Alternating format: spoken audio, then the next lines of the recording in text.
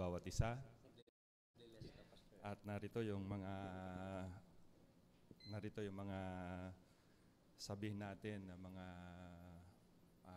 pioneers, o mga matatagal na dito sa message na ito at malalim na rin at malawak na rin ang kanilang natatanaw dito sa message na ito. At nakarating ako dito, napunta ako dito, salamat sa invitation. Maganda na rin yon para mabigyan ko ng clarification yung mga balibalita. Example of that ay yung kami ay nagpapasamba na. So ngayon maririnig nyo, that is wrong. Kasi ang tunay na mananamba sa ngayon ay walang iba kundi yung kanyang nobya. So maraming mga bagay. So mayroon ding kaisipan na yung co-equal ay dalawang entity, dalawang being na may sari-sariling but that is wrong, mga kapatid. So tumatakbo yung oras. Sabi ni Pastor kanina, just share the quotation. Mas mainam yon. And then lahat naman tayo ay message believer at tayo ay mas malawak ang karanasan sa pagbabasa at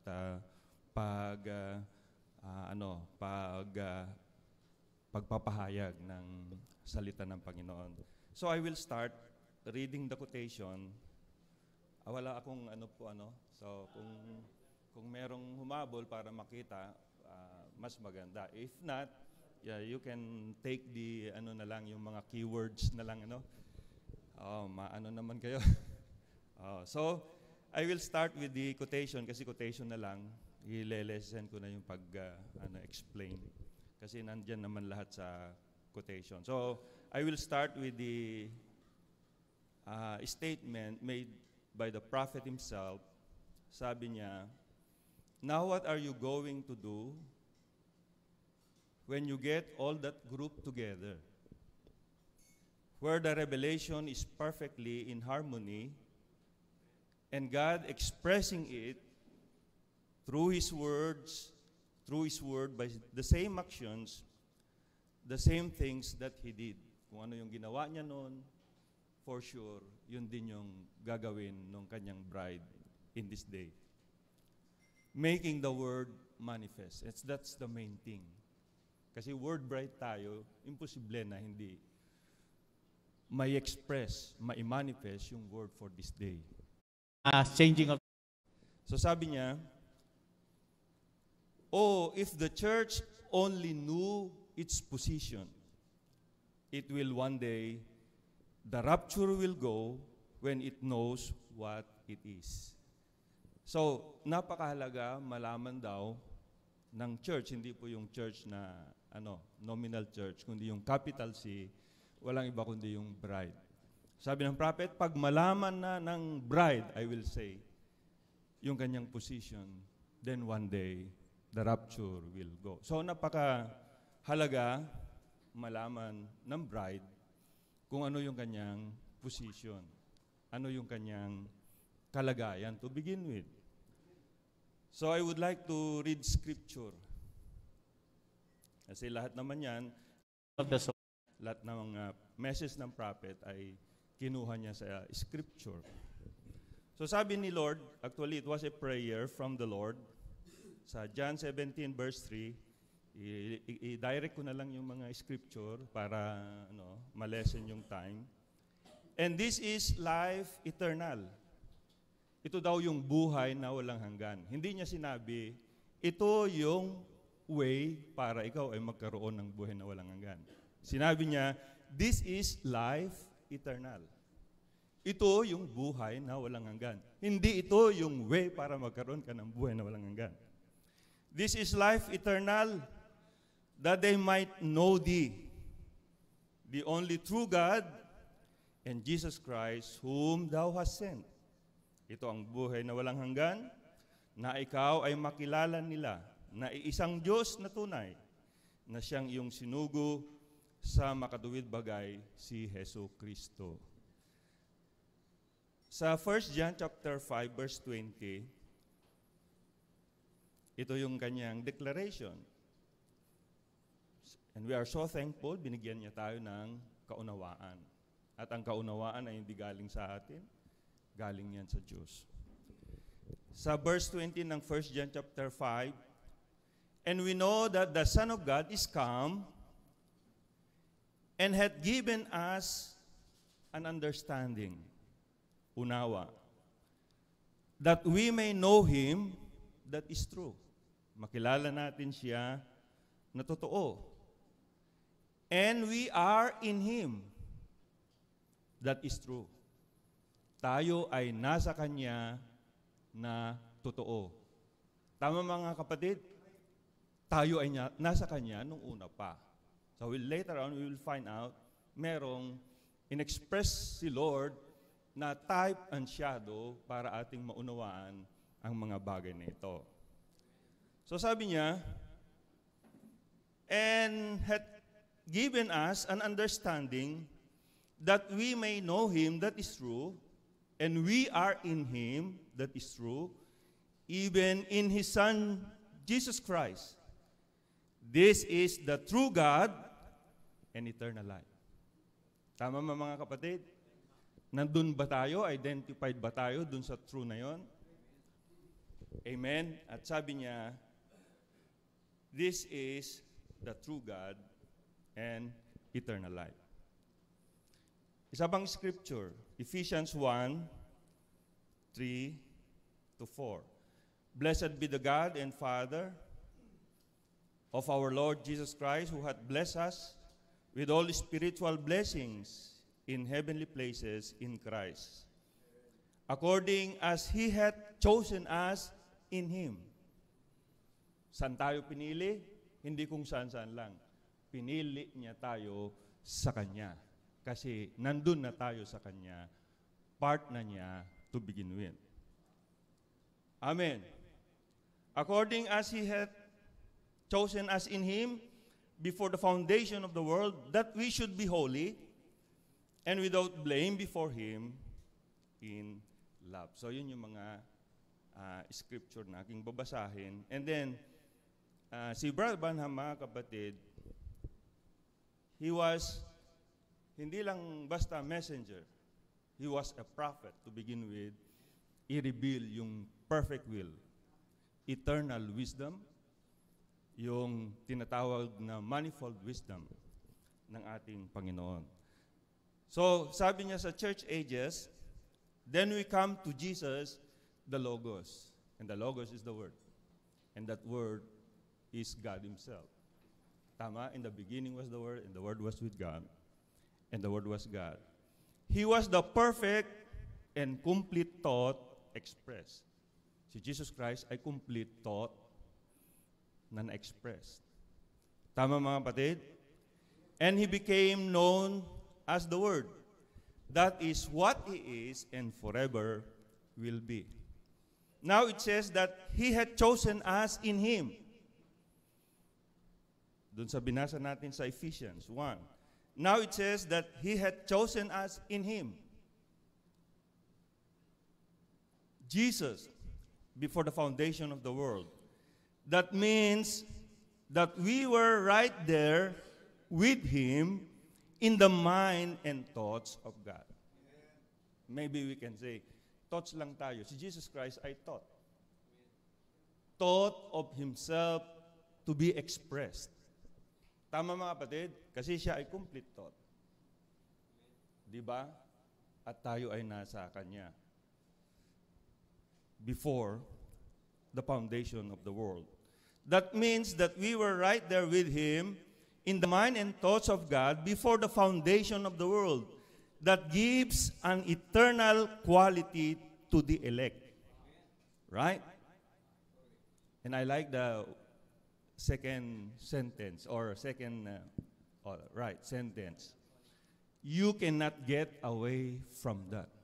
Hindi mo yan pwedeng takasan. Ikaw na yan to begin with. Right, mga kapatid? Amen. Very strong, but I believe it with all my heart. Amen. In very plain language, another quote. In very plain language, the true bride of Christ was in the mind of God eternally. Though not expressed until its came forth in the designated decreed season. And as each member came forth, it became expressed and took its place in the body. Thus, this bride is the literal, spoken word seed bride. Hindi po siya basta-basta. Tama mga kapatid? Bride yan ng Diyos. Teka muna, di ba si Lord? Hindi. Sabi ng prophet, tayo ay wife ng Diyos. You can see that in the quotation. Yes. Thus, this bride is the literal spoken word seed bride. And though she is feminine, doon na makikita natin, why? Nag-create siya ng tao in His own image and likeness. And He created that man. Spirit man muna. Right? Pero yung spirit man na yon ay already male and female. And He placed that spirit man into that flesh, tinawag niya Adam. And Brother Branham said, Adam, yung lahat may pare-pareha. But Adam is not a pair. Was not a pair to begin with. Because they are one. Tama mga kapatid? Actually, their name was Adam. You can read that in Genesis chapter 5. Saka lang niya tinawag na Eve when that woman fell. But before, ang pangalan nilang dalawa ay iisa. Same thing with us. Tama? Nung naibalik tayo ngayon sa rightful position, sabi ng prophet, you are now Mrs. Jesus Christ. Right? Hallelujah. And though she is feminine in designation, she is also called the body of Christ. It is very apparent that she ought to be called that, for she was predestinated in Him, came from the same source, was eternal with Him. Are you eternal? And there's only one form of eternal life, and that is God. Tama? We can accept we have eternal life, but sometimes we don't accept that we are part of Him. Tama? There's only one form of eternal life, and that is God Himself. Amen. Eternal with Him is now manifesting God in a many-membered body. And we're so blessed. Hindi pwedeng angkinin ng isa. Hindi pwedeng angkinin ng isang church. Hindi rin pwedeng angkinin ng church lang sa ating time because it was started on the day of Pentecost. Tama mga kapatid? Kasama ba yung mga nasa church ages? Yes, of course. Because that's the many-membered body of the Lord. That's the bride of Jesus Christ. Sabi ng prophet, she is now standing upon her feet. Kailan? In this day. Bakit po? Nandito na tayo sa dulo ng panahon. Wala nang darating. Kaya uwian na po ito eh. Is now manifesting God in a many-membered body, whereas once God was manifested in one member, even our Lord Jesus Christ. 2,000 years ago, 1 month.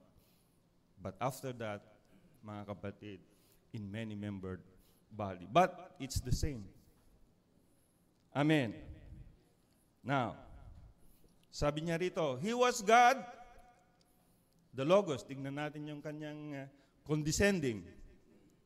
He was God, the Logos, the Word that went out of God, when it began to brood upon the earth, and it brought forth marine life, when the Spirit of God, the Logos, the Word which God said, let there be, and there went the Logos, which is the Word. And the Word began, because it was in the Logos. The whole Word of God, the whole Bible for every age. And as the Logos begin to breathe upon the earth, there come marine life, and that was in Genesis, and building up the bird life up to animal life, and finally there comes something in the representation, and that was the man, right? Or look like the thing that was brooding over it. So in the beginning, gusto ng Diyos i-express din ang kanyang sarili in the same, amen, man that He created. Tama? That man fell, like the seed has to fall, and then God began to brood over that after the fall. He brought up Enoch, He brought up Elijah, He brought up Moses, He brought up prophet after prophet, trying to restore the image again. And finally, upon the earth came the genuine image of God. Himself. Diyos na mismo yun. Tama mga kapatid? Yun yung genuine image of God. And that was the Lord Jesus Christ. And finally, upon the earth came the genuine image of God Himself, which was God, the Logos made flesh and dwelt among us. Now, the same Logos has a part. Yung Logos na yun ay may part. Tama? He has got a bride. Tama? Kasi yung Logos, yung Spirit na yan ay both male and female from the beginning. Amen. He has got a bride, and the same Logos, this word, that cannot be tampered with, is brooding over the churches today, trying to bring back the full word to its full manifestation. And what is the full word? God Himself. Amen. Which the prophets was the carriers to that seed. Yung mga propeta ay carriers nung seed na yon. Singular seed. If you check the quote. And the church denominations has been carriers to the seed now. Capital S, E-E-D, but now. Tama mga kapatid? Now notice quickly, but like the shock hogs holds in the seed now, then it leaves her. Amen. Bakit? Kailangan i-identify ni Lord ang kanyang sarili. In what way? Just like in the beginning, God made or manifest Himself again in flesh. Sabi ng prophet, whose flesh? In my flesh. In your flesh. Tama mga kapatid? Now, sabi niya, isa pang quote. In God's own thinking, God, great Spirit, in the beginning, before there was a beginning, He was God. And did you know you were in Him then? If you are a Christian now, you was in Him then. Amen. And then, if that be so, the whole Godhead bodily shaped up in the person of Jesus Christ. And then when He died at the cross, I died with Him. And Paul said that in Galatians 2:20. I died with Him at the cross. Meaning, nung nandun sa cross si Christ, nandun tayo. And that's the fulfillment of the scripture. Sinabi niya, at that day, you shall know that I am in the Father, you in me, and I in you. Nung nandito siya, nandun tayo sa Kanya. Ngayon, na-express tayo being the feminine, siya naman ang nasa atin. Christ in you, the hope of glory. Tama mga kapatid? Amen. Glory. If that be so, the whole Godhead bodily shaped up in the person of Jesus Christ. And then when Jesus died at the cross, I died with Him, for I was in Him then. For He was the fullness of the Word manifested, knowing that we would be manifested later. Tama mga kapatid? Alam ng Diyos eh.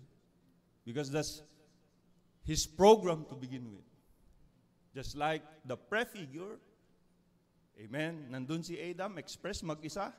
And then the Lord said, it's not good for a man to be alone. I will make a helpmeet for him. Tama mga kapatid? Very simple, pinatulog lang si Adam. Sineparate lang yung manifestation ng feminine part niya, but they are one to begin with. Amen.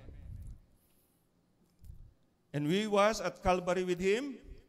We went in the grave with him, and we raised with him and his resurrection. And now we've ascended by his Spirit to the throne of grace, sitting together in heavenly places in Christ Jesus always. Now another quote, it is the rising of the sun. But remember, he went there with you in him. Saan? Dun sa cross. See, God had never separated the bride from the groom yet. So when God looked down upon the body of Christ, he saw both male and female, just like Adam. Right? It was all redeemed in that one body. See, they are one. Same. Same word. The same word spoke of the groom, speaks of the bride, because they are one to begin with. Amen. Hallelujah. Now, sige lang po, may time pa konti.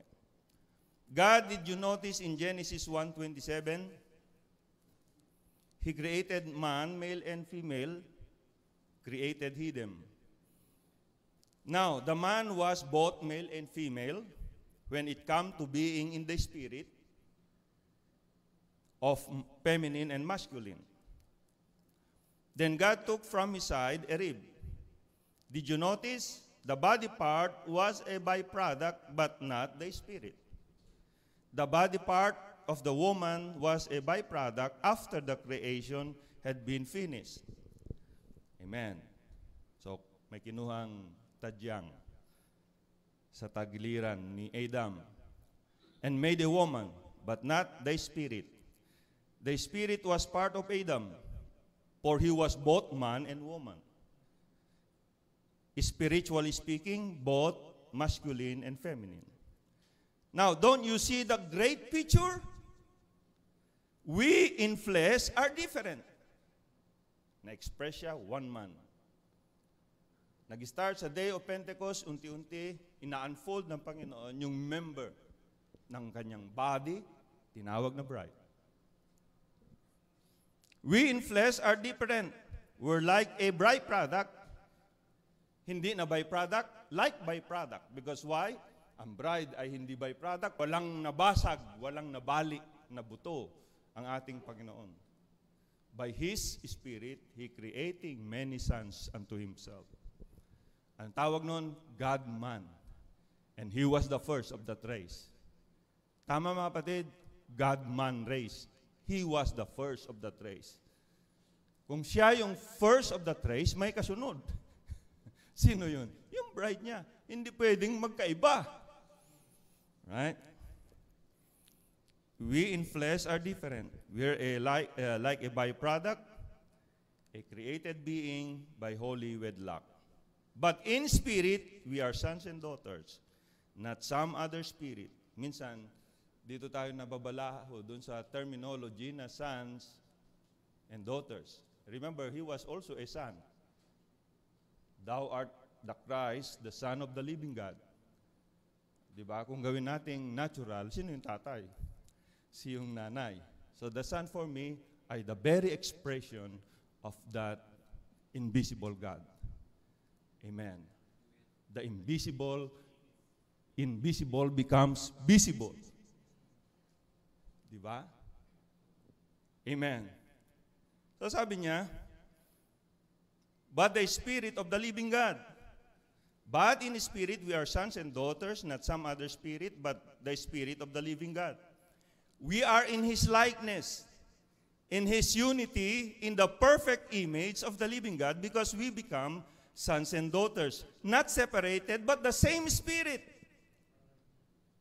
We are identified. Actually, sabi ng prophet, our identification is the Holy Ghost. Because yung Holy Ghost now is the very life that is pulsating this body. Tama?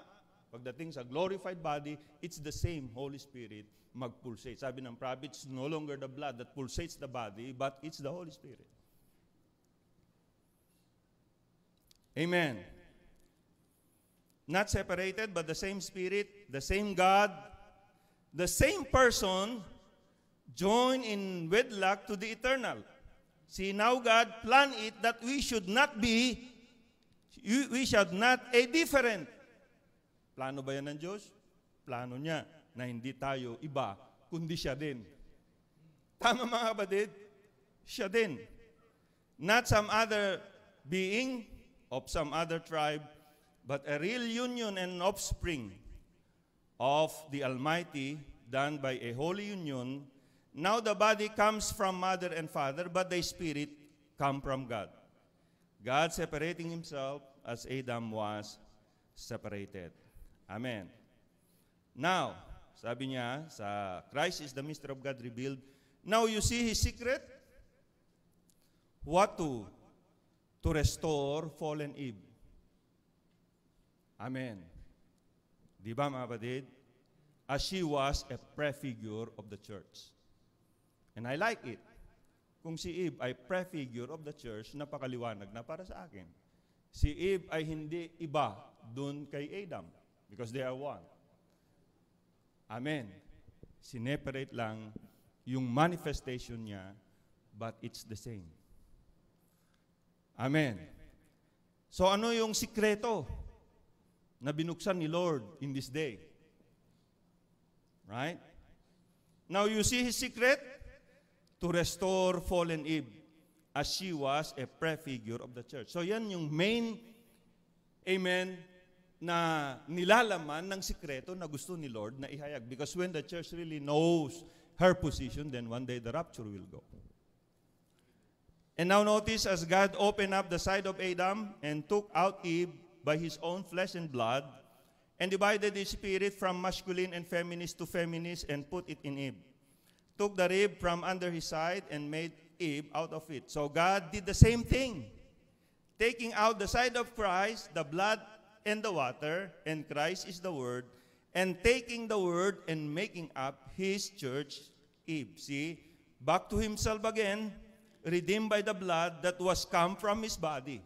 Not the chemistry, tuyo na po yung chemistry, but the life that was in the blood. Kaya nga sabi ng prophet, the church is the blood of Jesus Christ by the Spirit. He said that.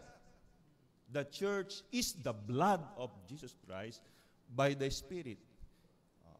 Sabi ng prophet, the church is himself revealed. Amen. Tama mga kapatid, you can check that mga kapatid, mga message believer naman tayo. Amen. You see it now? Sabi niya, God's great mystery now being unfolded. That's been hid since the foundation of the world, but prefigured it all the way down through. Tama? Yes. Bakit? Sa simula pa lang, meron ng Adam and Eve. Amen. Meron ng Abraham, Sarah. Meron ng Isaac and Rebecca. By the way, Isaac and Rebecca, mga kapatid, ay blood relation. Tama? Amen. They were cousins to begin with. Nandun na si King Ahasuerus. Nandyan si Esther. Tumitipo sa bride. Amen. Sabi ng prophet, prefigured it all the way down through. But, why go back to prefigure? Why go back to types and shadow wherein we are now in the reality? If the church really knows her position, really, then we will go. Tama mga kapatid? Hindi sapat yung maging mabait lang tayo, pastor. Oo, ginagawa din yan ng iba. Tama? Pero mahalaga, malaman natin why we are here. Where we came from. What we have right now. Saan tayo uuwi? Sino kasama natin? Sabi ng prophet, you will be with him throughout ceaseless eternity. As what? King and queen. Amen. So sabi niya, now what? We find that he did that. And here in Ephesians and many other places, binasa natin yung scriptures, but that will give you enough. Now, down through the ages, he has been slowly unfolding this mystery. Can you see now? How did he? What happened in the prefigure now? He opened Adam's side and took part of his flesh, which was Adam, to make Eve. The bride has to be the Word. For He is the Word. Hindi pwedeng hindi Word yung bride. And what is the Word? In the beginning was the Word. And the Word was with God. And the Word was God. Kaya nga, Word, bride. Hard to swallow, but that's the mystery for me being unfolded in this. Hindi magmalaki, magmapuri. Kami na ito. No. We live the same life He did when He was here. Tama mga kapatid? Nilalakaran lang natin kung ano pinalalakaran ni Lord sa atin. Kung gamitin tayo na bibig for someone to be open, so be it. Ganun lang mga kapatid. Because sabi ng prophet, you know what? You are here to express God in your community. To express God in your nation. To the people around you. And that's the main purpose. Because why? We are the light of this age. And what is light to begin with? Amen. And the light is the Word made flesh. He said that. The light is the Word made flesh. And we are now the light in this day. Amen. The bride has to be the Word. For He is the Word. She cannot stand on creeds. She cannot stand on denomination. She cannot stand on good behavior. She has to stand alone on the Word because she is part of it. She was taken from Christ. Ano si Christ? Ganun ka din. Ganun din tayo. Bakit? Galing tayo sa Kanya. Bagamat in flesh, we are different. But the same life, same spirit. Yan ngayon ang nananalaytay dito sa flesh na ito. Amen. Yun na lang po, may time pa kaunti mga kapatid. As He being the groom, the bride has to comfort because it's part of Him. And it can only be the manifestation of all, the fulfilling of all the revelations any others spoke of the bride. It can only manifest. If it does something different from the groom, it isn't the bride. Kailangan pareho. Amen. If it does something different from the groom, it isn't a bride. Kung yung groom word, minanifest niya yung word in his day, ganun din yung bride. Kasi siya ay word bride to begin with. Amen. Because she is flesh of his flesh, bone of his bone, life of his life, power of his power, she is him. Tama mga kapatid? Siya ay tayo, tayo ay siya.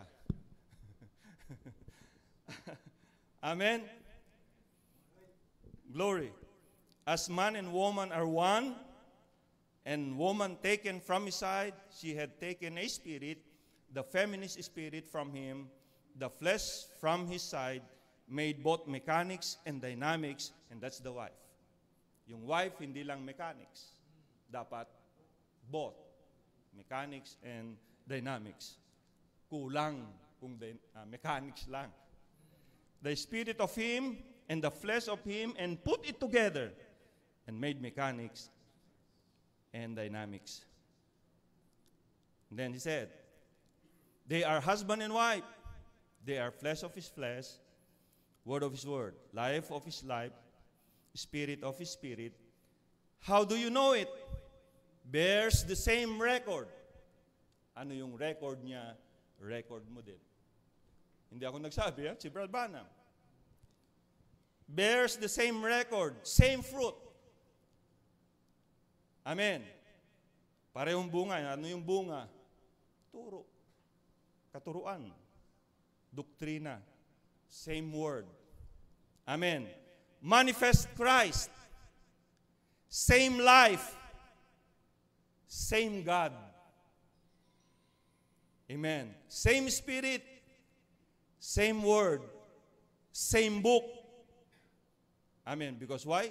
We are one to begin. Amen. Signs, things that I do, you shall do also. And you cannot do that. Yung kanyang ginawa, hindi mo magawa kung hindi kanya kapareho.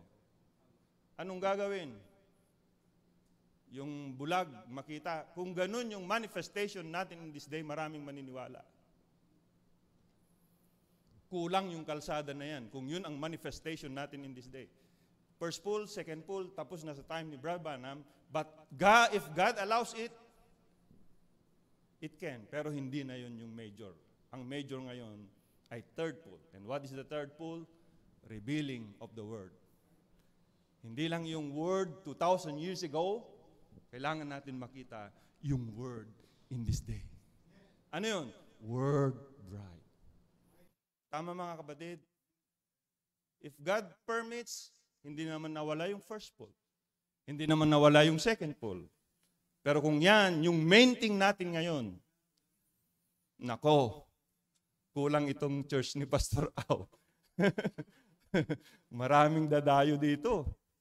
Pero hindi na. Revealing of the Word. And that's the way, mga kapatid, na ginagawa ngayon ng Diyos to attract the attention of the last predestinated seed. Because if the last predestinated seed, malaman niya kung sino siya, then we're going home. Hallelujah. Now, balikan natin si Adam, ilan na lang to. Notice why did she do such a thing, si Eve. Nakinig siya ng iba. Being in the high order. Nasa high order na si Eve. Right? She was right with man, co-equal with him. Kasi isa lang sila eh. Tama? But we all know now that she lost her co-equalness with man. When she sinned, and God said, man will be your ruler from here out. Now, that's the scripture. If you want to, you could read it. Saan? Genesis 3:16. Mula ngayon, magpapahinood ka na sa asawa mo sa lahat ng mga bagay. But in the beginning, they were co-equal. Hindi co-equal na may sariling isip si Eve. No, yung isip ng kanyang husband ay yung isip din ni Eve. Same thing, yung mind ni Christ ngayon, yun din ang ating mind. Ano yung mind natin? To manifest the Word in this day. Amen. Glory. Amen. Another quote. First was just a covenant. Adam and Eve was co-equal. One man, one woman. Now the woman sinned. And what does she do? That threw them all to death. And God had to make another covenant. Make a covenant by that. Another covenant. Here it is, right here in Genesis 3:16. He made another covenant. At sabi ng prophet sa marriage and divorce, magmula noon, nung yung bumagsak, nahulog yung babae, pansinin niyo, yung word lang nahulog. Meaningful na eh. Nahulog kasi dati siya'y nasa kanyang perfect position. Ngayon, nagkaroon na ng another covenant. Yung babae ngayon, amen, ano, nangyari? Yung polygamy na allowed. Kasi yung babae na wala na siya sa kanyang rightful position. Yung lalaki pwedeng mag-asawa ng marami, pero yung babae hindi pwede. Right? Na wala sa kanyang perfect position. Pero sabi ng prophet, you can read that kasi yung time ko maiksi na. Amen. Sa marriage and divorce, amen, nalaman ng babae na siya pala ay jewel. Kung alam niya kung sino siya. Right? Amen. And yan po mga kapatid, yung mga basis para sa akin. Ngayon, hindi ko yan pinipilit. Pastor Ron, we just express. Kung share lang natin yan. Hindi naman tayo kasi parang someone nagbibuild ng, winawasak kasi ni Lord yan eh. Pag yung tao nagbibuild ng kingdom, empire, wawasak ng Diyos. Gusto niya yung sarili niyang bride. Hindi yan guguho pag ang Diyos ang nagtayo. Amen. So, last quote. Oh, brother, you that's born again are sons and daughters of God, co-equal with Jesus Christ in His presence. Oh my, that's what makes the devil angry is let the church of God realize who they are. Tama? Bakit? Sabi ng prophet sa church ages, amen, if the church malaman niya kung sino siya, she will be an invincible army. And what? Satan will be powerless before her. Ngayon, for me, it's time for us to know who really we are. And then, we are more than conqueror. We are overcomer. If we know who we are. So, yun lang mga kapatid. So, dun lang ako nag-base. Doon lang ako nag-base ng ulitin ko po, wala po kaming turong nagpapasamba na kami. Wala po kaming turo na meron na kami sariling isip na pwedeng ibangga. No. Yung mind ni Christ, dapat yun yung mind ng bride. Because they are one to begin with. It's the same spirit. The word that spoke of the groom speaks of the bride. Kasi minsan pag na yung mga balita, nadadagdagan, nababawasan. So, I really appreciate Pastor Al sa kanyang effort na ganito para mabigyan ng linaw yung mga issues. So, God bless us all.